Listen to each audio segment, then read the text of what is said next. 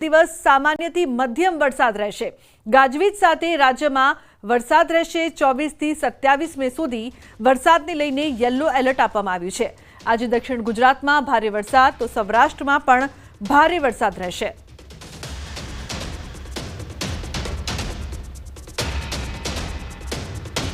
आने वाला अगले 7 दिन तक गुजरात में लाइट टू मॉडरेट बारिश का संभावना है और थंडरस्टॉर्म भी रहेगा लाइटनिंग के साथ।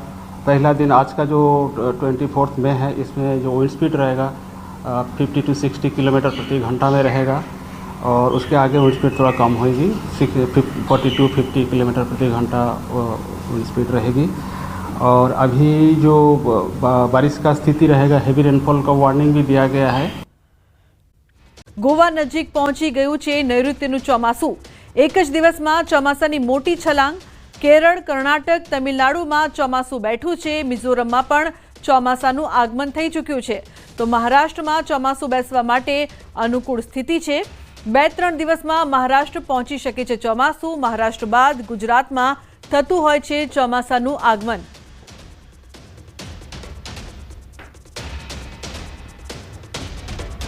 तो जे प्रकारथी हवे चोमासुं छे ते आववानुं ज छे, एटले के कही शकाय के गुजरातमां पण तेनुं आगमन खूब ज जल्दी थशे।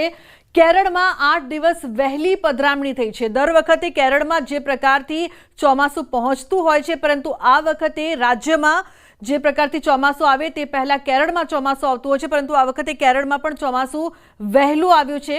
એટલે કહી શકાય કે 8 દિવસ પહેલા આવ્યું છે, એટલે 16 વર્ષમાં સૌથી વહેલું ચોમાસું આ વખતે આવ્યું છે। 2-3 દિવસમાં મહારાષ્ટ્ર પહોંચી શકે છે ચોમાસું।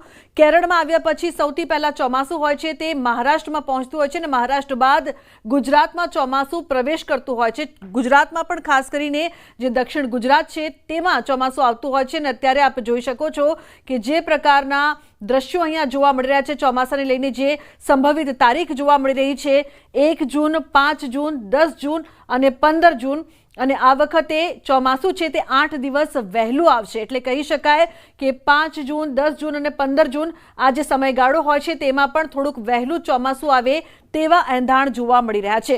કેરળમાં તો ચોમાસું આવી ચૂક્યું છે અને તેના થોડાક જ દિવસોમાં ગુજરાતમાં પણ ચોમાસું આવતું હોય છે। સૌથી પહેલા તે મહારાષ્ટ્રમાં આવતું હોય છે અને તે બાદ ગુજરાતમાં ચોમાસાનું આગમન થતું હોય છે। દક્ષિણ ગુજરાત જે ગુજરાતનો પ્રવેશદ્વાર કહેવામાં આવે છે તેની સાથે।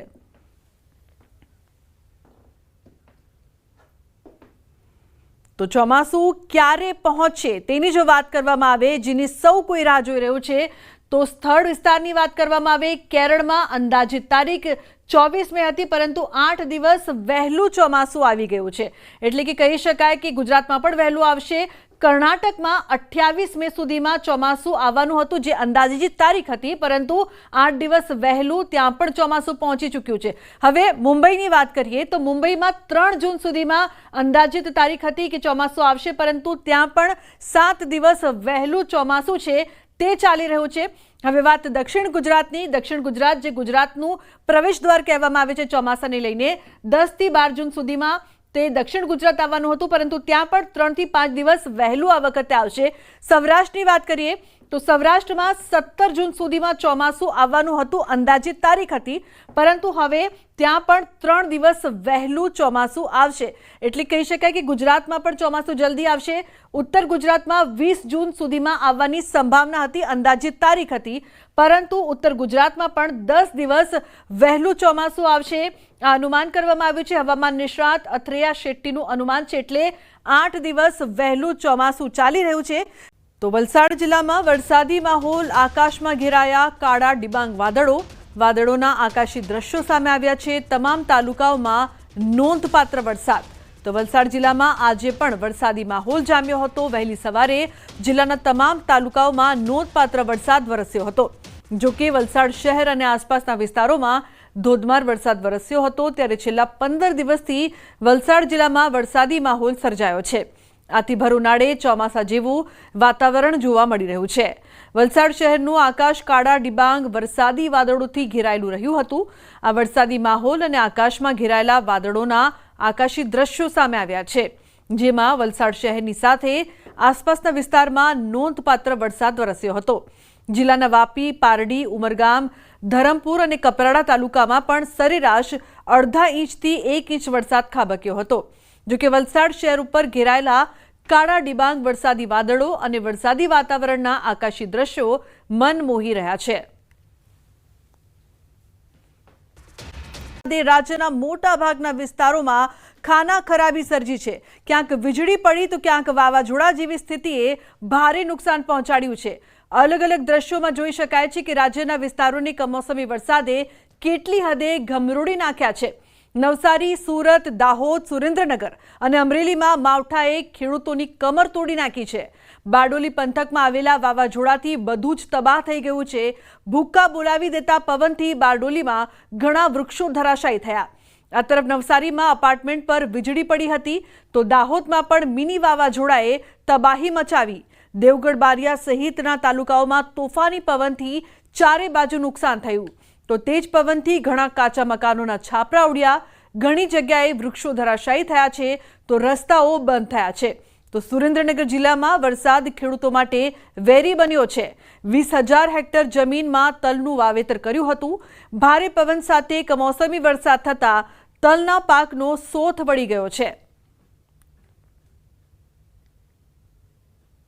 તો આ તરફ ગીર સોમનાથમાં તોફાની વરસાદે ભારે તબાહી મચાવી છે. વાવાઝોડા જેવી સ્થિતિની વચ્ચે દરિયામાં ભારે કરંટ જોવા મળ્યો છે. કેટલાક સ્થળોએ ભારે પવન સાથે વરસાદ ખાબકતા ખેડૂતોના ઉનાળુ પાક પર ખતરો આવી પડ્યો છે. સ્થિતિ એટલી વિકટ હતી કે તોફાની વરસાદે લગ્ન પ્રસંગમાં પણ વિક્ષેપ પાડ્યો છે. 4 અલગ અલગ દ્રશ્યોમાં જોઈ શકાય છે કે હજુ ચોમાસું આવ્યું નથી ત્યાં જાણે કે મેઘરાજાએ ટ્રેલર બતાવ્યું હોય તેવી સ્થિતિ સર્જાઈ છે. ગીર સોમનાથ જિલ્લામાં ખાસ કરીને હાલમાં કેરીની સિઝન છે ત્યારે જ માવઠું ત્રાટકતા કેરીના પાકને મોટા પાયે નુકસાન થયું છે. તો ગીર સોમનાથના તાલાલા, સૂત્રાપાડા, કોડીનાર, વેરાવળ, પ્રાચી સહિતના ગામડાઓમાં મિની વાવાઝોડાએ એવો પ્રચંડ પ્રહાર કર્યો કે ગામના ગામ તહેસ નહેસ થઈ ગયા. 60 થી 80 કિલોમીટરની ઝડપે પવન ફૂંકાયો ત્યારે પવન સામે જે વૃક્ષો છે તે નમી ગયા. જોરદાર પવન ફૂંકાતા અનેક વૃક્ષો ધરાશાયી થયા છે.